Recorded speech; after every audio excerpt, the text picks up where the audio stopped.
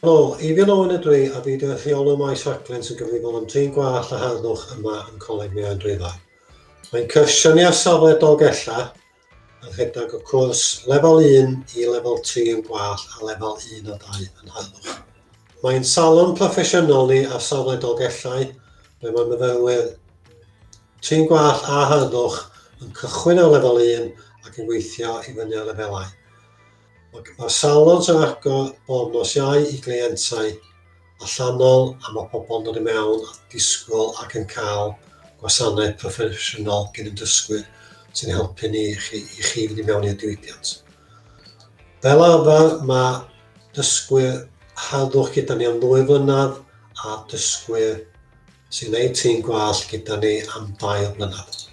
Mi ydyn ni'n gweithio efo cwmnïau mwyaf o wlad, enghraifft fel L'Oreal, da ni'n defnyddio pecynnau dysgu nhw i ddatblygu sgiliau'n dysgwyr, a mae'n dysgwyr ni sy'n gorffan gyda hawl i weithio mewn unrhyw salon ar draws y wlad.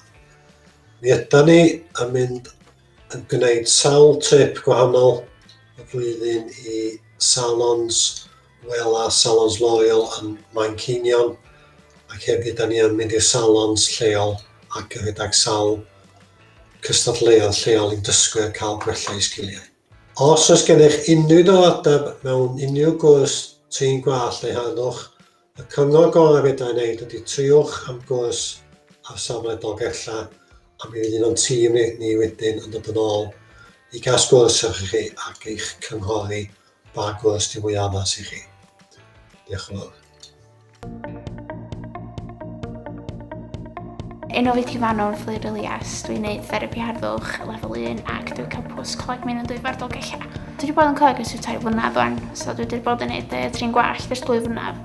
A wedyn dwi newydd ddechrau cwrs yn Medi blwyddyn dwytha, which is Therapi Harddwch. Wedyn lot o brifo gwaith.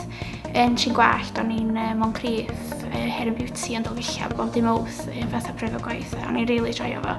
A wedyn, efo Harddwch, eisiau Portmeirion, Mermaid Spa, which eisiau rili enjoyo, oedd yn amazing. Di o'n i'n cael neud yna, eisiau lot o brefachta yn y salon ac yn y spa hefyd. Dwi'n mwynhau Therapi Harddwch oherwydd dwi wedi cael cymdeithasu lot efo'r clients ac hefyd hefo'r students hefyd.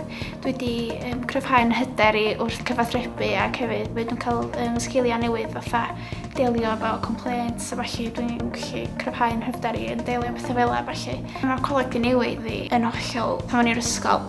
O'n i'n rili distaw, o'n i byth yn siarad, a rwan dwi gyn o'n hyder i ers dechrau y cwrs. Ia, ddiwedd y cwrs, dwi'n bwriadu gweithio dros yr haf mewn salon i gryfhau'n sgiliau ac wedyn dod yn ôl wedyn i lefel 2 Therapi Harddwch yn Dolgella.